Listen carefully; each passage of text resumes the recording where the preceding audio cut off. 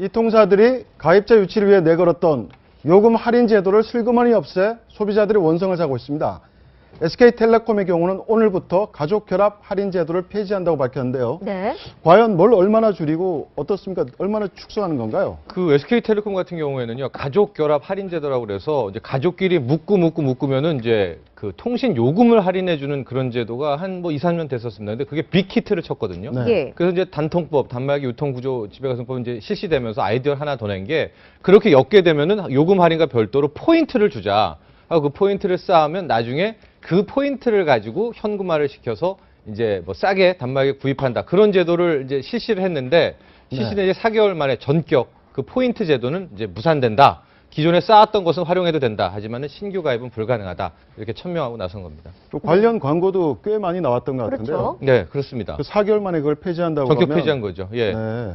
다른 그런데- 이동통신사는 어떻습니까? 비슷하게도 네. 지금 표로 나오고 있는데 이제 저게 히트를 치니까 LG 플러스나 KT에서도 그렇게 묶어서 포인트를 주는 것들이 있었는데요. KT 빼고요. 현재로서 아마 그 LG U 플러스 같은 경우에도 그것을 현금화를 시키지는 않고 요금 할인 쪽으로만 활용할 수 있게 이렇게 제도 변경을 하나씩 하고 네, 있습니다. 알겠습니다. 네.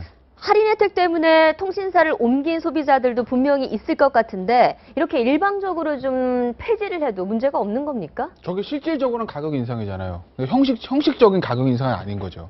이게 통신요금 묶여 있거든요. 그 통신요금 인가제라는 거 있잖아요. 네. 결국 예전에 단톡법 문제 나왔을 때 결국 그 통신요금 인가제를 풀어서 경쟁을 유도해야지 정보통신부에서 그거 다 미래창조과학부에서 그 요금 결정권 쥐고 있으면서 딴 거 가지고 하려고 한다는 비난 많이 들었는데 네. 그게 핵심인데 어찌됐건 간에 이게 요금을 올릴 때는 통신요금 인가제 때문에 함부로 못 합니다. 네. 이게 지금 요금 올리는 건 아니거든요. 내가 혜택을 줬는데 내가 해보니까 이게 우리 경영상에 안 좋아서 혜택을 줄이는 거죠.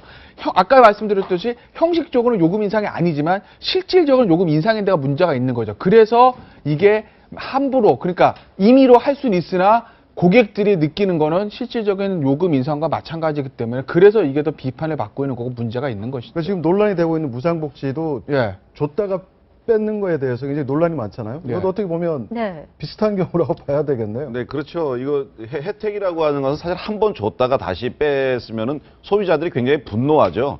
특히 이번에 같은 경우에 이제 자꾸 SK 측에서는 정부의 어떤 뭐 법률적 이슈 이런 문제들을 좀 이야기하고 그렇죠. 있어요. 그런 핑계를 좀 대고 있는데 사실 다른 통신사들은 그럼 법에 저촉되지 않도록 혜택은 약간 그 형식을 바꿔서 계속 소비자들한테 혜택을 주고 있거든요. 네. 그런데 SK만 이렇게 갑자기 처리한다 그러면 고객들이 그렇게 좋아할 것 같지는 않습니다. 근데 본질적으로 한번 저는 그냥 이렇게 우리 장길진 선생님 나와 있으니까 또 우리 부장님 계시니까 여쭤보고 싶은 것이 이게 통신비가 4인 가족 기준으로 보면 최소 15만 원에서 한 30만 원까지 나가지 않습니까? 네.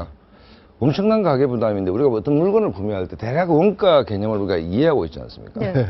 이 통신료 같은 경우에는 우리가 휴대폰이 없을 때는 집에 전화기 한 대밖에 없었는데 이 비용이 과연 이게 지금 그 합리적 근거가 있는 것인지 일반 사람들은 잘 모르거든요. 네. 이 정도 비싸도 되는 것인지. 굉장히 좋은 네, 지적을 네. 해주셨는데 아마 통신비 우리나라의 만의 딜레마이기도 한데 우리나라는 기본적으로 이제 단말기 제조업체인 삼성전자라든가 LG전자를 보호해주자는 이제 기저가 그 근본에 깔려 있는 겁니다. 그러니까 우리 통신비에는 실은 통신비의 원가도 포함되어 있지만 단말기 제조 원가 개념도 네. 같이 섞여서 있어요. 네. 그래서 이번에 단말기 유통법을 이제 발표를 하면서 이걸 분리를 하자.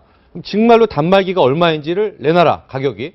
통신비가 얼마인지를 같이 내놔라. 그렇죠. 분리를 해서 공시를 하자고 했었는데 실은 이게 통신사들 또 제조사들의 서로의 로비에 의해서 분리가 안 됐습니다. 그러니까 이게 섞여 있기 때문에 아직도 정말로 우리가 사는 이 핸드폰, 스마트폰 간의 원가가 얼마인지 또 통신비가 원가가 얼마인지는 이제 알 수가 없는 아직까지도 여전히 한 위기에 말씀 빠져 드리면 있는 다음 대선에서 이 문제를 클리어해가지고 네. 복지 논쟁보다는 정말 원가 얼마니까 반값으로 할 수 있다라고 하면 표 무지갈 겁니다. 인기 많을 것 같은데요. 네. 근데 사실 뭐 휴대폰 원가 공개하는 건 쉬운 문제는 아니고요. 그거 왜냐면 사실은 애플이랑 국제시장에서 경쟁하는데 갤럭시나 그 G2에 대한 원가 공개한다는 건 사실은 어떤 본인들이 어떤 정보를 지금 애플한테 전부 다 주는 부분들이 있거든요. 네. 그러니까 휴대폰 원가 공개는 쉽지는 않을 거예요. 근데 다만 아까 제가 말씀하셨던 들이 통신요금 핵심은 미래창조과학부에서 통신요금 인가제라는 권한을 놓느냐 안 놓느냐는 것이거든요. 그게 사실 경쟁의 핵심입니다. 만약에 요금 자체를 미래창조과학부에서 이렇게 정부에서 좌지우지하지 않게 되면 통신사가 요금 경쟁할 거예요.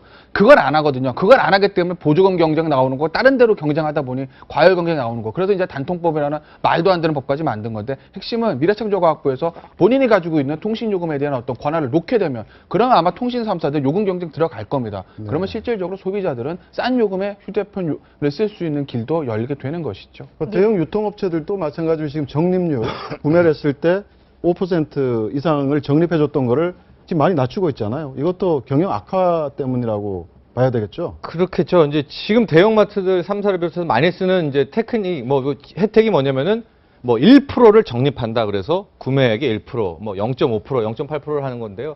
지금 홈플러스를 위시해가지고요. 이 롯데백화점도 그렇고 기존의 카드별로 혹시 이제 구매액별로 이 혜택들을 많이들 낮추고 있습니다. 그래서 홈플러스는 1% 적립을 0.5%로 낮췄고 롯데 같은 경우에도 100만 원 단위로 끊어서 100만 원 이상을 사야 제대로 된 1% 적립을 해주고 이하는 할인한다. 이런 식으로 대형마트 아예 카드 없애는 게 적립도, 나을지도 모르겠습니다. 저 정도 적립률이면.